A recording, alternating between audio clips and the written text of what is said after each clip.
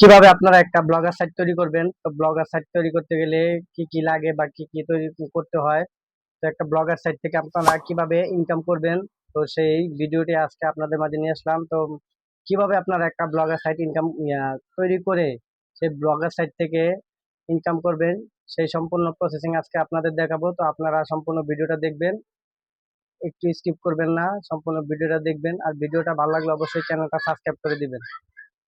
চলুন আমরা blogger site কিভাবে তৈরি করতে হয় দেখে আসি।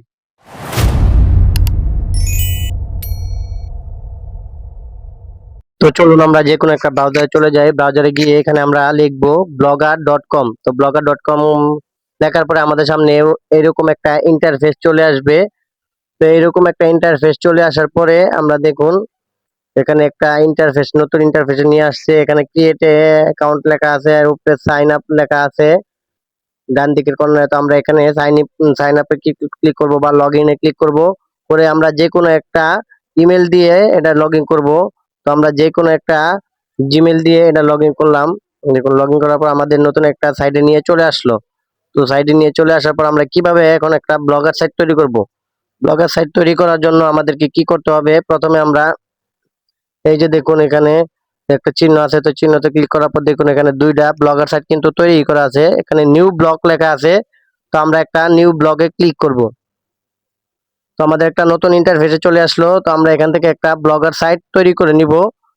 এখান থেকে টাইটেল আছে, নিচে আরো অপশন আছে, ওখান থেকে আমরা একটা ব্লগার সাইট তৈরি করব। তো চলুন দেখি এখানে কি কি লেখা আছে। আমরা এখান থেকে একটা ব্লগার সাইটের নাম দিলাম।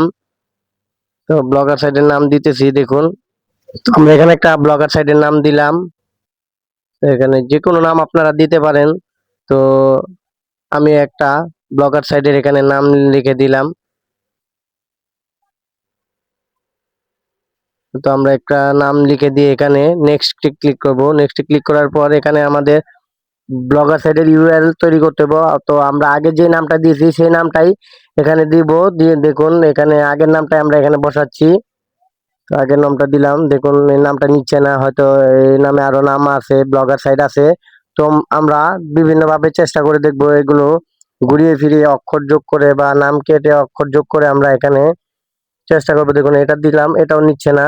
তো আমরা চেষ্টা করতে থাকি, দেখি কোনটা দিয়ে হয়। তো দেখুন দিতেছি, এটাও কিন্তু নিচ্ছে না। এই নামে ব্লগার সাইট আছে। তো আমরা এখন ব্লগার সাইটটা যেই নামটা দিয়ে হয় আমরা অক্ষর দিয়ে বা কোনো নাম দিয়ে আমরা এটা তৈরি করার চেষ্টা করব। এই যে দেখুন আমি এখানে যে দিলাম, তো আমার এই নামটা কিন্তু নিয়ে নিছে। তো এই নামটা নেওয়ার পরে এখন আমরা কি করব, ব্লগার সাইটটার জন্য এই নামটা সেভ করব।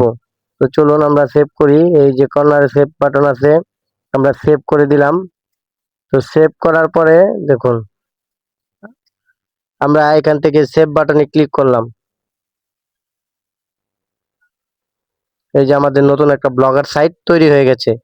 তো আমাদের একটা ব্লগার সাইট তৈরি হয়ে যাওয়ার পরে আমরা এখন কি করব, আমাদের একটা পোস্ট করতে হবে বা আমাদের এটা ডিজাইন করতে হবে। তো আমরা এখন চলে আসব এই যে এখানটাতে, আমরা এটা তৈরি করার জন্য থিমে চলে আসবো। থিমে চলে আসার পরে এই যে কাস্টমাইজে গিয়ে দেখুন এই কাস্টমাইজে নিচে যে অপশনটা আছে এটাতে আমরা ক্লিক করব। ক্লিক করার পরে দেখুন লেখা আছে রিও স্টার্ট। তো আমরা এই রিও স্টার্টে ক্লিক করব। এই রিও স্টার্টে ক্লিক করার পরে আমাদের অন্য একটা এই যে এখানে আপলোড লেখা আছে। তো আমাদের এই আপলোডটা চলে যেতে হবে। আপলোডে চলে যাওয়ার পরে আমাদের এখানে অন্য একটা ইন্টারফেসে নিয়ে চলে আসবে। তো এখান থেকে আমাদের একটা ছবি দিতে হবে বা আমাদের এই একটা টেমপ্লেট দিতে হবে, ব্লগার সাইট টেমপ্লেট। তো আপনারা ব্লগার সাইট টেমপ্লেট কোথায় পাবেন বা কি কোথা থেকে ব্লগার সাইট টেমপ্লেট করবেন, এই যে আমরা দেখাচ্ছি একটা গুগল ক্রোমে চলে আসবো আমরা এখান থেকে বের হয়ে।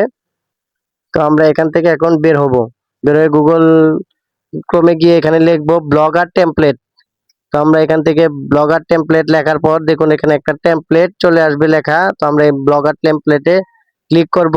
ক্লিক করার পরে এখান থেকে দেখুন লোড নিচ্ছেন, লোড নেওয়ার পরে যে প্রথমে দেখুন ব্লগার টেমপ্লেট, আমরা এটাতে প্রবেশ করব। এই ব্লগার টেমপ্লেটে প্রবেশ করার পর দেখুন আমাদের কোথায় নিয়ে যায়। তারপর এই যে এখানে দেখুন ফ্রি লেখা আছে, ফ্রি। তো আমরা এই ফ্রিটা নিব, ফ্রি ডাউনলোড এটা নিব। মাঝখানে যে লেখাটা আছে আমরা এই ফ্রিটা নিব। আর ওগুলো নিতে গেলে টাকা লাগবে, তো আমরা ফ্রিটা নিব। নেওয়ার পরে নিচের দিকে আসবো।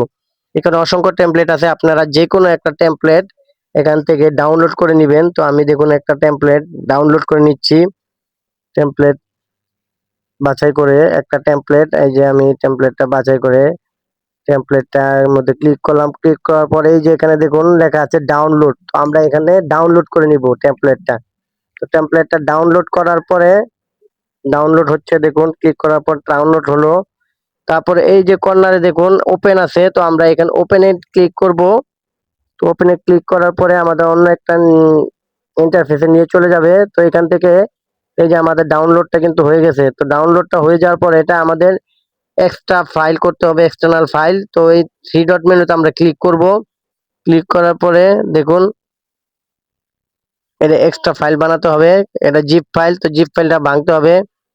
আমরা জিপ ফাইলটা ভাঙার জন্য এই যে ক্লিক করার পরে যে দেখুন এখানে জিপ ফাইলটা সিলেক্ট লেখা আছে। তো এই সিলেক্টে ক্লিক করার পরে দেখুন এক্সটার্নাল লেখা আছে। তো এক্সট্রা ক্লিক করার সাথে সাথে আমাদের এই জিপ ফাইলটা তৈরি হয়ে যাবে। এই যে দেখুন একটা লোগো, আমাদের এখানে লোগো চলে আসছে। তো আমরা এই লোগোটায় সেভ করে নিব। এই যে দেখুন আমাদের লোগোটা এখানে চলে আসছে, লেখাটা জিপ ফাইলটা পিএনজি ফাইল। তো আমরা এই পিএনজি ফাইলটা এখান থেকে আপনার নাম রিমুভও করে দিতে পারেন বা নাম আপনাদের নামের সাথে মিলিয়ে নাম দিতে পারেন।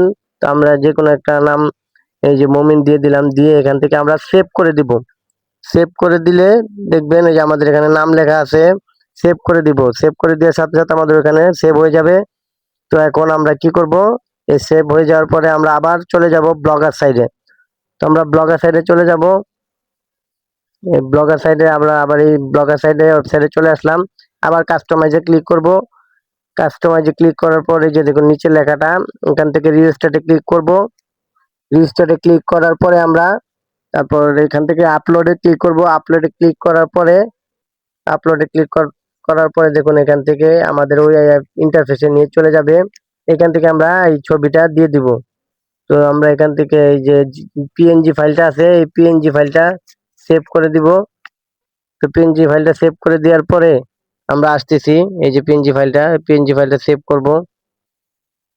সেভ করার সাথে সাথে আমাদের এটা কিন্তু একটা ব্লগার সাইডের যে ওয়েবসাইট তৈরি আছে বা থিম তৈরি আছে, এটা কমপ্লিট হয়ে গেছে। তো আমাদের এখানে নিচে যে কাস্টম আছে, যে সব কমপ্লিট, আমাদের এই যে কাস্টমের এই জায়গাটা কিন্তু কমপ্লিট হয়ে গেছে। তো এখন আমরা কি করব, এখন আমরা এখান থেকে বের হয়ে এসে আমরা আরেকটা কাজ করব, এখান থেকে বের হয়ে আমরা চলে আসব।